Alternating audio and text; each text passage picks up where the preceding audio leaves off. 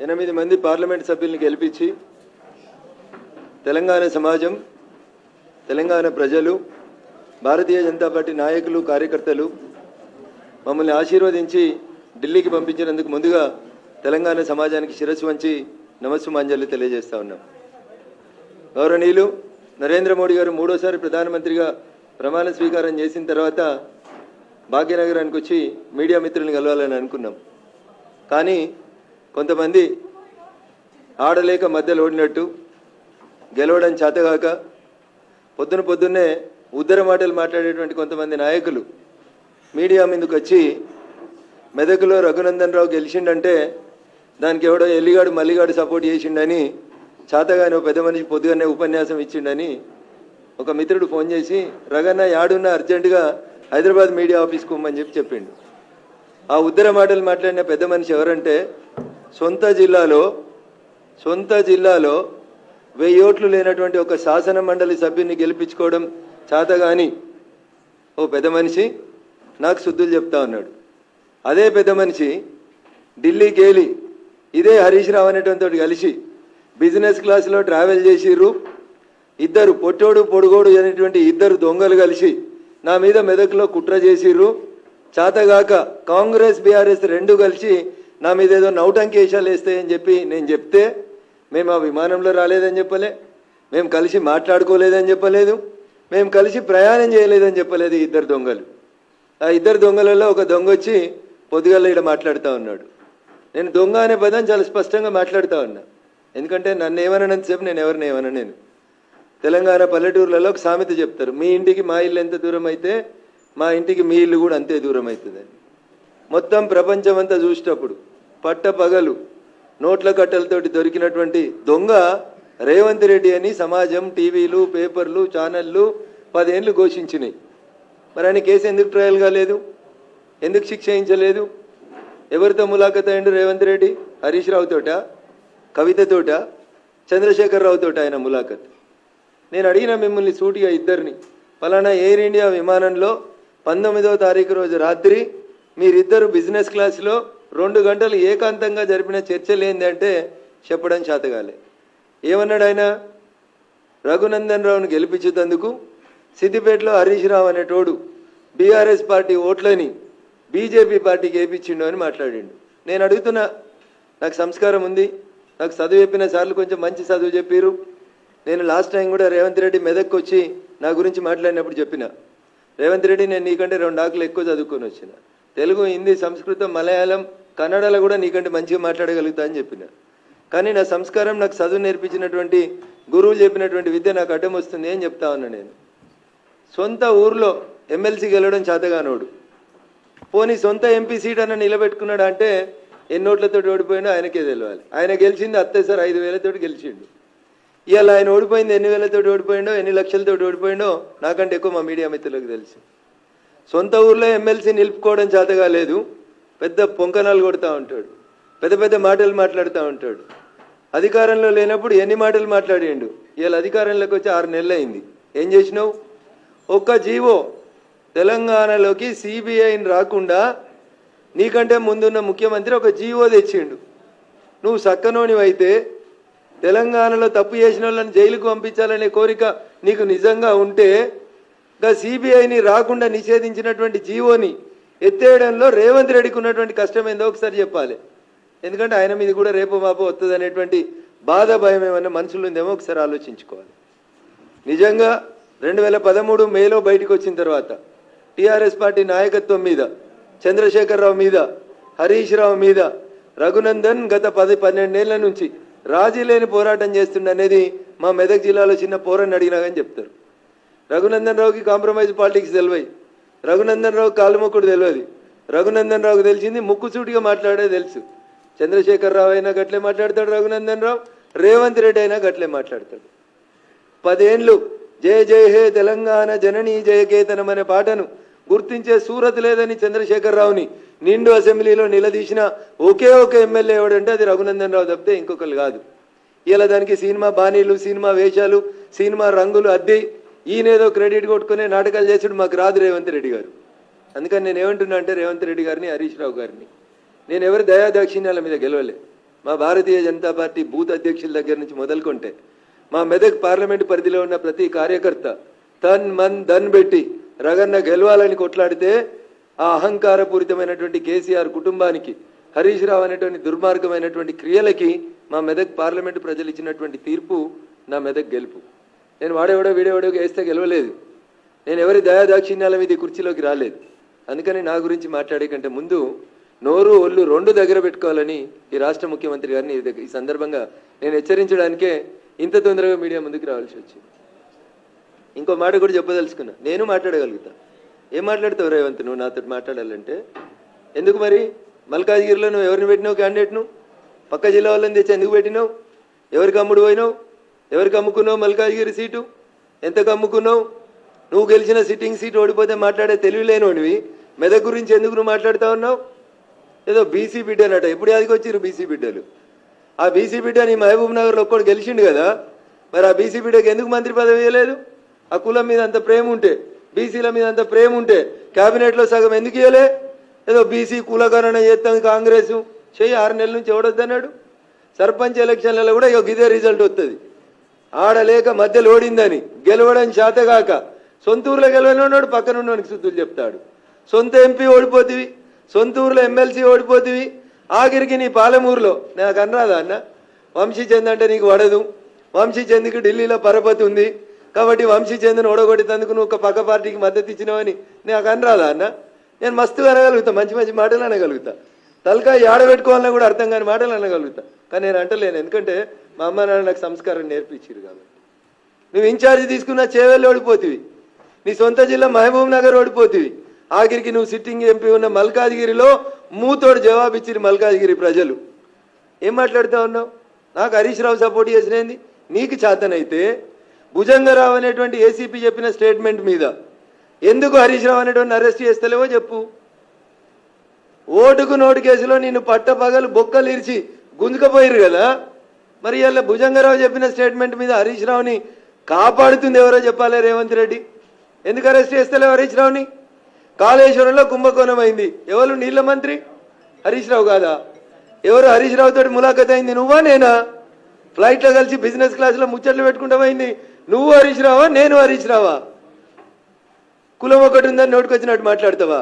వెంకట్రామరెడ్డి నీ నెంబర్ 2 నీ కుర్చీ ఎత్తుకపోతా అని చూస్తున్నా పొంగిలేటి శ్రీనివాసరెడ్డికి సటకుడు కాదా? సటకుడో వియ్యంకుడో కాదా? నీకేమన్నా చేతనైతే ముందు నీ అడ్మినిస్ట్రేషన్ చూసుకో. రఘునందన్ రావు అనేటోడు ఎన్నికలు జరుగుతున్నటువంటి టైంలో 150 సార్లు సిద్దిపేట సిపికి ఫోన్ చేసిండు, మెదక్ ఎస్పీకి ఫోన్ చేసిండు, సంగారెడ్డి ఎస్పీకి ఫోన్ చేసిండు.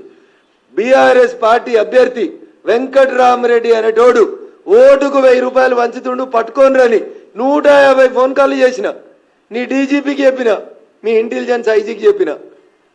మేం పోయి కార్లు పట్టుకొని కొడతామంటే పోలీసు వాళ్ళు వచ్చిర్రు.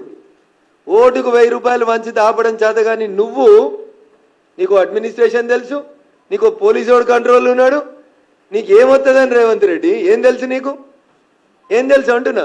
వెంకట్రామరెడ్డి పైసలు వంచుతుంటే ఎందుకు నీ తెలంగాణ పోలీసు వాళ్ళు ఆపలేకపోయినరో చెప్పు.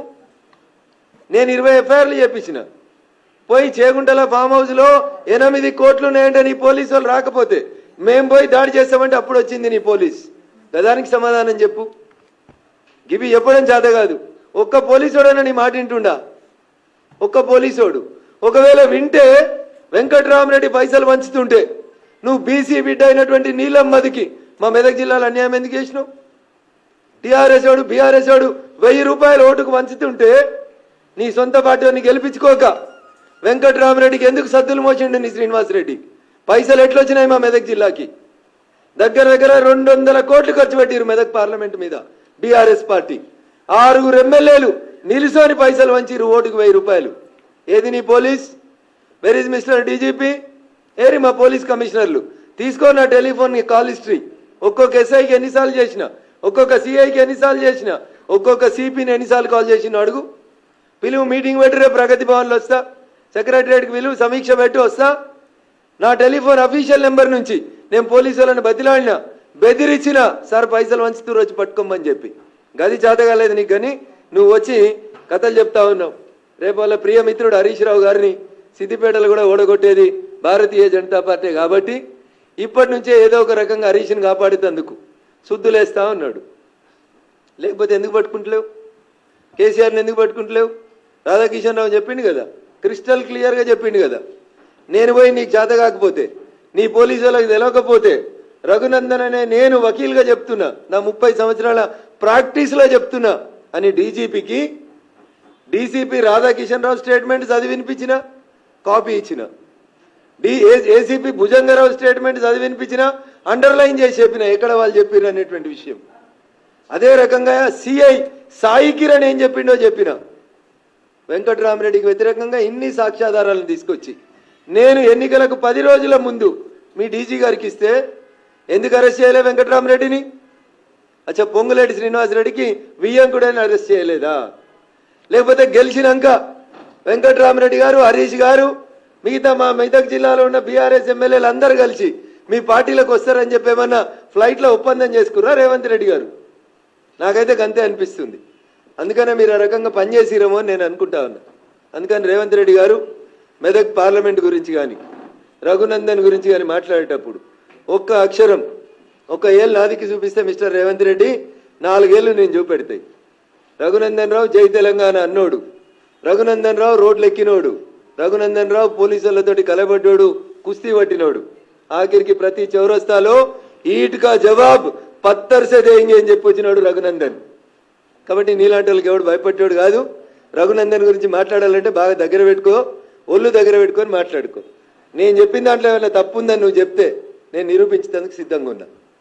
అరే 1200 ఓట్లలో పొంకనాలు కొట్టినావు, ఇంకా ఎమ్మెల్సీ మేనేజ్ చేసుకోవడం చేతగాలే. మాది నైతిక విజయం అంటాడు నీ మంత్రి ఒక ఆయన వచ్చి. ఓడిపోయినానికి నైతిక విజయం ఏముంటుంది? రాజకీయాల్లో జో జీతా ఓయి సికందర్, ఓడిపోయినోడు శుద్ధులు చెప్పుడేంది? ఏం చెప్తా ఉన్నారు మీరు ముచ్చట్లు? అందుకని మీరు ఒకసారి దయచేసి ఆలోచించుండ్రి, అర్థం చేసుకోండి ప్రజలారా. రేవంత్ రెడ్డి అనేట ఆయన నాకు చెప్పరాదా? మరి మహబూబాబాద్లో ఎట్లా గెలిచిరు మీరు? బీఆర్ఎస్ ఎంపీ లేదా మహబూబాబాద్లో? సిట్టింగ్ ఎంపీ ఎవరు?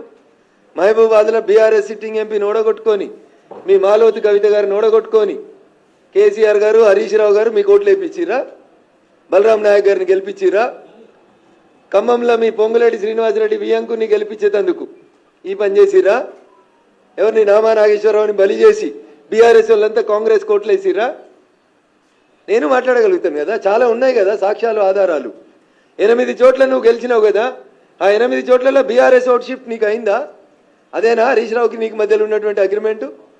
చంద్రశేఖరరావు అనేటువంటి బొందబెట్టి బీఆర్ఎస్ పార్టీని హస్తగతం చేసుకున్నందుకు, బీఆర్ఎస్కి 0 సీట్లు వచ్చేందుకు ప్రయత్నం చేస్తా అని అల్లుంతోటి నువ్వేమైనా అగ్రిమెంట్ చేసుకున్నావా రేవంత్ రెడ్డి? అందుకని రఘునందన్ గురించి మాట్లాడే కంటే ముందు, రఘునందన్ నోట్లో నోరు పెట్టే కంటే ముందు ఒళ్ళు దగ్గర పెట్టుకోమని చెప్పి అది ఎవరికైనా ఈ సందర్భంగా నేను చాలా స్పష్టంగా తెలియజేయదలుచుకున్నా. నేను చాలా స్ట్రైట్ ఫార్వర్డ్గా ఉంటా, ఉన్నది ఉన్నట్టే మాట్లాడతా, నిజాలే మాట్లాడతా. హరీష్ రావు అనేటోడు నాకు ఒక్క ఓటు వేపిస్తే, హరీష్ రావు అనేటోడు నాకు ఒక్క ఓటు వేపిస్తే నువ్వే కదా ప్రభుత్వంలో ఉన్నావు, నువ్వే కదా ప్రభుత్వంలో ఉన్నావు రేవంత్ రెడ్డి. పిలువు, ఏ గుడికి పిలుస్తావా, ఏ బడికి పిలుస్తావా? భాగ్యలక్ష్మి అమ్మవారి కాడికి వచ్చి ఏడిచినావు కదా కళ్ళకి వెళ్ళి నీరు రంగా, మా రాజేంద్రన మీద ఏదో సొల్లు ముచ్చట్లు చెప్పి. మళ్ళీ పోదాం, హరీష్ని కూడా తోలుకొనిరా, నీది వస్తే కదా. నేను కూడా వస్తా, నేను ప్రమాణం చేస్తా. బీఆర్ఎస్ తోటి గీత గీసి నిలబడి కొట్లాడినా అని చెప్పి నేను ప్రమాణం చేస్తా. పొంగులేటి శ్రీనివాసరెడ్డి చెప్తేనే వెంకటరామరెడ్డి పైసలు వంచినమని మా మెదక్ పోలీసు వాళ్ళు చెప్తారా చెప్పారా? నువ్వు వచ్చి భాగ్యలక్ష్మి టెంపుల్ కాడికి వచ్చి ప్రమాణం చేయి, నీకు నిజాయితీ ఉంటే. నాకు తెలిసి నీకు అది ఉందని నేను అనుకోను, కానీ నేను మాట్లాడితే కొంచెం బాగుండదు కాబట్టి కొద్దిగా సంస్కారవంతంగా మాట్లాడాలని మా పార్టీ, మా అమ్మా నాన్న, మా టీచర్లు చెప్పారు కాబట్టి గౌరవ ముఖ్యమంత్రి గారికి చాలా మర్యాదగా నా గురించి కానీ మా పార్టీ గురించి కానీ మాట్లాడేటప్పుడు కొంచెం బాగా ఒళ్ళు దగ్గర పెట్టుకొని మంచిగా మాట్లాడమని, భవిష్యత్తు మంచిగా ఉంటుందని చెప్తా ఉన్నాం. కాదు కూడదని ఎట్లా పడితే అట్లా మాట్లాడితే జరగాల్సిందేందో తప్పకుండా జరుగుతుంది. ఇంకా చాలా చెప్పొచ్చు. గాలి అనిల్ కుమార్ని తీసుకుపోయాడేనో జైరాబాద్లో పోటీ చేయించారు. ఎందుకు? సురేష్ షెట్కర్ని గెలిపించేందుకు బీఆర్ఎస్ పార్టీ అమ్ముడు పోయిందా జైరాబాద్లో? మా బీబీ పాటిల్ గారిని తట్టుకోవడం చేతగాక గాలి అనిల్కు డిపాజిట్ రాలే. 10 ఏళ్ళు బీఆర్ఎస్ ఎంపీ జైరాబాద్లు ఉంటే ఆ బీఆర్ఎస్ పార్టీకి ఇలా డిపాజిట్ రాలే. సురేష్ షెట్కర్ తోటి రేవంత్ రెడ్డి, హరీష్ రావు ములాఖత్ అయి బీబీ పాటిల్ గారిని ఓడగొట్టేందుకు ఆడ పక్క నియోజకవర్గం గాలి అనిల్ని పెట్టిరని చెప్పి నాకు చెప్పడానికి రాదా? అంతెందుకు, నీలమ్మధుని బల్లిక బక్రా అని చేసింది హరీష్ రావు కాదా? నీలమ్మధు ఎవరి శిష్యుడు మెదక్ జిల్లాలో? హరీష్ రావు శిష్యుడు కాదా? రోజు హరీష్ రావు వెనకాల తిరిగినోడు కాదా? నీలమందిని బలి చేసింది రేవంత్ రెడ్డి, హరీష్లు ఇద్దరు బదులుకొని పాపం ఆయన పైసలన్నీ ఖరాబు చేయించి ఆయనంతా ఇబ్బంది పెట్టింది ఎవరు? అందుకని ఒకసారి ఆలోచించాలి. నిజంగా నీకు చిత్తశుద్ధి ఉంటే ఎన్నికలు అయిపోయినాయి కదా, జూన్ 30వ తారీఖు దాకా నీకు ఇంకా 25 రోజులు టైం ఇస్తున్నా ముఖ్యమంత్రి గారు. ఈ 25 రోజులల్లో నాకు తెలిసి నువ్వు తెలంగాణ ఉద్యమం చేయలేదు, నీకు ఆ పౌరుషం లేదు, ఆ రోషన్ లేదు, ఆ పదాలకు అర్థం కూడా తెలుసని నేను అనుకుంటలేను. ఒకవేళ ఉంటే ఎందుకంటే జయ జయ హే తెలంగాణ జననీ జయ కేతనం అనే పాటని నేను తెలంగాణ అధికారిక గీతంగా ప్రకటించిన అని చెప్పిన తెలంగాణ రోషం పౌరుషం నీలో ఉంటే డీసీపీ రాధాకిషన్ రావు ఇచ్చిన స్టేట్మెంట్ మీద ఈ 25 రోజులలో చంద్రశేఖరరావుని అరెస్ట్ చేసి నీ తెలంగాణ పౌరుషాన్ని చూపించు. ఏసీపీ భుజంగరావు ఇచ్చిన స్టేట్మెంట్ మీద హరీష్ రావు అనేట ఆయన తీసుకొచ్చి బొక్కలేసి నీకు చాదనైతుంది, నీ లోపల తెలంగాణ రక్తం ఉందని చెప్పు. లేకపోతే ఏముందో తెలంగాణ సమాజం నిర్ణయించుకుంటాం. Thank you.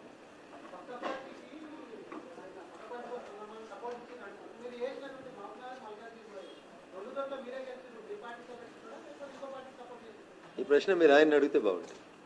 ఎందుకంటే ఈ లాలుచితనాలు పక్క పార్టీలతోటి పొద్దుకినాక మాట్లాడుకోవడాలు ఈ నాకు రావు, మా పార్టీకి రావు. ఇవి వచ్చేది ఆయనకే వస్తుంది. అందుకని ఆయనే చెప్పాలి. ఏమైనా ఓటుకు నోటు కేసులు ఏమైనా భయపడుతున్నాడా? ఎవరికైనా సాయం చేద్దామని ఇంకేమైనా సాయం పొందుదామని అనుకుంటుండా? ఈ has to answer those questions.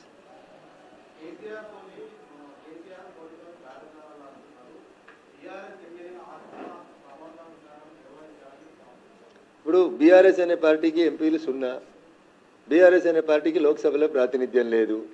అధికారంలో ఉన్నప్పుడు 14 గెలిచినప్పుడు మేము పొత్తు పెట్టుకోలే ఆయనతోటి మేము సలహాలు తీసుకోలే, సంప్రదింపులు తీసుకోలే. 9 గెలిచినప్పుడు ఆయన అవసరం ఉందని మేము అనుకోలేదు. 14 గెలిచిన రోజు మాట్లాడిన వాళ్ళు, 9 గెలిచిన రోజు మాట్లాడిన వాళ్ళు తోలుగుడ్డు పెట్టి 0 వచ్చిన రోజు గీయాలు ఎందుకు మాట్లాడతామన్నా కేసీఆర్ తోటి?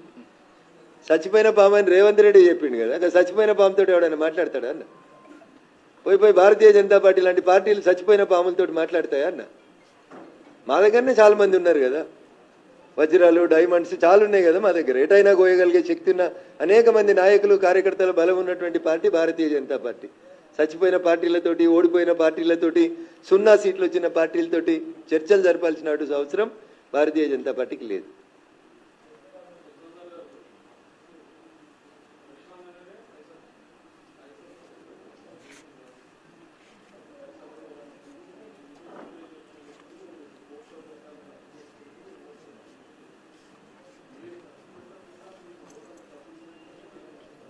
నేను భాగ్యలక్ష్మి గుడికి ఇట్లే తడిబట్టలు 2 బకెట్ల నీళ్ళు తీసుకురానా, నెత్తి మీదకి పోసుకొని ఇట్లే గుడికి వస్తా.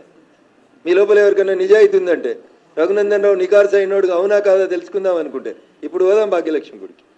నల్లా ఏడుందో చూసి ఇప్పనా ఇట్లే తడిగుడ్డలతోటి ₹1 ఎవడికి వంచకుండా, ఒక్క ఓటర్కి ₹1 ఇవ్వకుండా రఘునందన్ మెదక్ ఎంపీ గెలిచి వచ్చినా ఇప్పుడు ప్రమాణం చేస్తా. ఈడికెళ్ళి వచ్చేస్తా. రేపు పొద్దుగాల ఇంటికి పోయి మావిడనో పంతులను అడిగి రాను, ఇప్పుడు వస్తా.